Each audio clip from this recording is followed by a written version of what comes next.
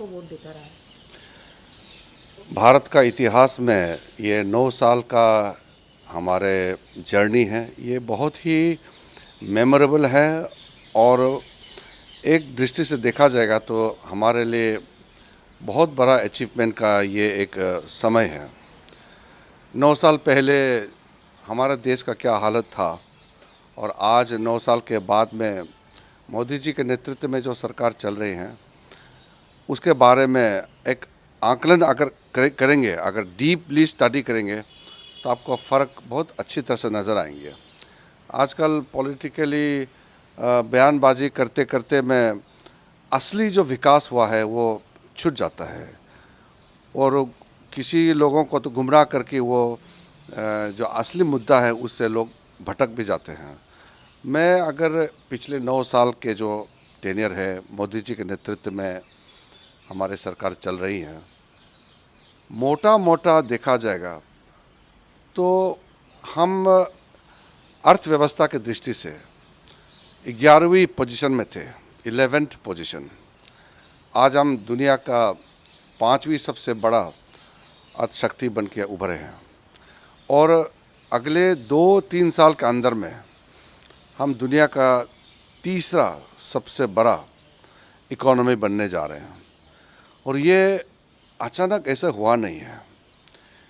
हर वक्त इकोनॉमी का हर पहलू को देखते हुए जो निर्णायक फैसला और निर्णायक कदम उठाए गए हैं उसके वजह से जो रिफॉर्म हुआ है, जिसके वजह से ट्रांसफॉर्मेशन हुआ है इकोनॉमी में, इसलिए हम आज दुनिया का सबसे बड़ा इकोनॉमी में से एक बन गया है। अगर आप थोड़ा सेगमेंट वाइज करके देखेंगे तो सबसे पहले तो इंफ्रास्ट्रक्चर, हमारा देश का इंफ्रास्ट्रक्चर आज के दिन में आप देखेंगे, चाहे वो रेल हो, चाहे वो रोड का हो, चाहे एयरवेज हो, चाहे वो टेलीकम्युनिकेशन के दृष्टि से भी हो, हर दृष्टि से गांव दूर दूर तक सब जगह इंफ्रास्ट्रक्चर बन गया है। अब जब आप हाईवे में चलते हैं तो आपको फ़र्क अपने आप नज़र आता है कि 9 साल पहले क्या हालत था और 9 साल के बाद हम कहाँ पहुँचे हैं। मैं जैसे अरुणाचल प्रदेश आता हूँ, हम सपने में भी नहीं सोचते थे कि हम इतना जल्दी हमारा वहाँ एयरपोर्ट बन जाएंगे और दिल्ली से हम सीधा अरुणाचल पहुँच जाएंगे 3 घंटे के अंदर में। ये सब चीज़, ये जो 9 साल में जो हुआ है, 9 साल बिल्कुल कमाल का हो गया है एक दृष्टि से। फिर आप युवाओं के बीच में जाकर के देखिए, टोटल चेंज माइंडसेट, एक पॉजिटिव माइंडसेट, एक कॉन्फिडेंट माइंडसेट आपको देखने को मिलेंगे। जैसे कि स्पोर्ट्स में आप देखिए, मैं खेल मंत्री भी रहा हूँ। पहले हमारे जो खिलाड़ी हैं वो जब ओलंपिक्स में जाते थे, एशियन गेम्स में, वर्ल्ड चैम्पियनशिप, कॉमनवेल्थ में जाते थे, तो हम बिल्कुल वो जो कॉन्फिडेंस जो चाहिए था वो बिल्कुल हम में नहीं होते थे।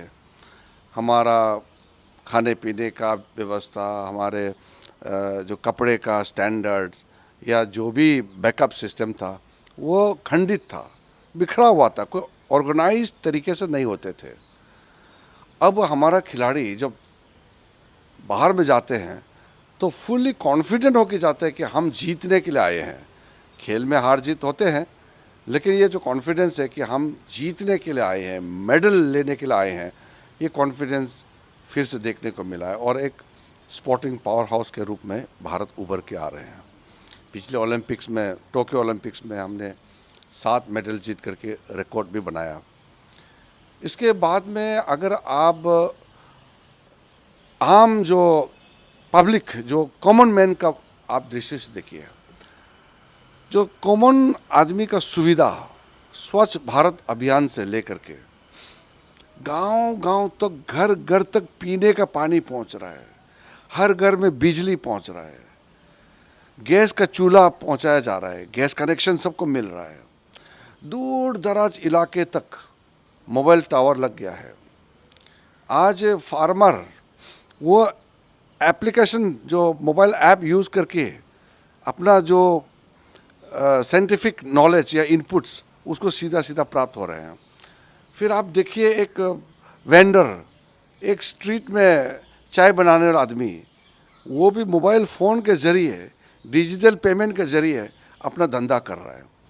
अब चिदम्बरम साहब जैसे लोग, कांग्रेस के लोग मजाक उड़ाते थे कि डिजिटल इंडिया कहाँ होगा इंडिया में, गांव का आदमी कैसे मोबाइल फ़ोन यूज़ करेगा, एक स्ट्रीट वेंडर कहाँ से डिजिटल पेमेंट करेगा। आज ये सारा सच्चाई हो चुके हैं। तो हमने जब 2014 में पीएम मोदी साहब का जन धन योजना जब लॉन्च किया था तो मजाक उड़ाया था कि पैसा है ही नहीं, अकाउंट खोल के क्या करेगा, बैंक अकाउंट में क्या होगा, ऐसा मजाक उड़ाते थे। आज उसी बैंक अकाउंट में डायरेक्ट बेनिफिट ट्रांसफ़र सीधा अकाउंट में जमा हो जाता है। पहले तो अगर आपको 400 रुपया सेंट्रल गवर्नमेंट का कोई बेनिफिट मिलना है तो 400 रुपया प्राप्त करने के लिए आप बीडीओ के पास जाओ, जेई के पास जाओ, पीडी के पास, फिर जा कर के कागज़ पत्र के लिए हालत ख़राब हो जाता है, तो आपका समय बर्बाद और उसमें खर्चा हो जाते हैं। आजकल एक बटन दबाते हैं, अकाउंट में पहुंच जाते हैं। तो आम लोगों का लाइफ ट्रांसफॉर्म हो चुके हैं। कॉन्फिडेंट इंडिया का आज पूरा स्वरूप आप देश भर में देख रहे हैं। दुनिया में आप जाइए, किसी भी देश में, अब मंत्री एमपी छोड़ दीजिए, एज एन इंडियन किसी भी देश में आज जाइए, मोदी जी का नाम लेता है और इंडिया का नाम लेता है। मैं तो विदेश कितने बार गए हैं, मैं लगभग 155 देश घुमा हुआ हूँ। मंत्री बनने से पहले जब हम बाहर जाते थे एज ए एमपी या एज ए नागरिक के हिसाब से जाते थे, लोग सोचते थे कि इंडिया से आया है तो ये नौकरी के लिए आया होगा या कोई बड़ा कंट्रीब्यूशन देना तो है नहीं इंडिया से, ऐसा एक हमको नज़रअंदाज करते थे। आज जब हम कहते हैं कि हम इंडिया से आए हैं तो लोग कहते हैं कि वाह, इंडिया जो आज एक उभरता हुआ शक्ति, एक ग्लोबल लीडरशिप का रोल प्ले करते हुए मोदी जी का एक नज़रिया वो दुनिया देखता है कि इंडिया का जो प्रोग्राम, पॉलिसीज़, ये इंडिया का विज़न है वो विश्व के लिए बहुत लाभदायक रहेगा। ये सारा चीज़ जब देखने को मिलता है तो हमको प्राउड होता है। आज दुनिया में सबसे पॉपुलर लीडर नरेंद्र मोदी जी हैं, ये कहने से मैं बीजेपी का है सिर्फ नहीं, एज एन इंडियन, एक भारतीय होने के नाते फ़ख्र होना चाहिए। ये तो कोई पार्टी का विषय नहीं है।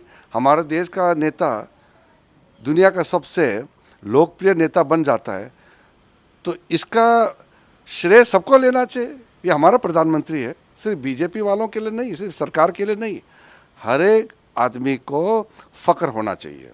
तो उसी प्रकार से हमारा नॉर्थ ईस्ट देखिए, नॉर्थ ईस्ट में जब लोग पहले 9 साल पहले क्वेश्चन में कट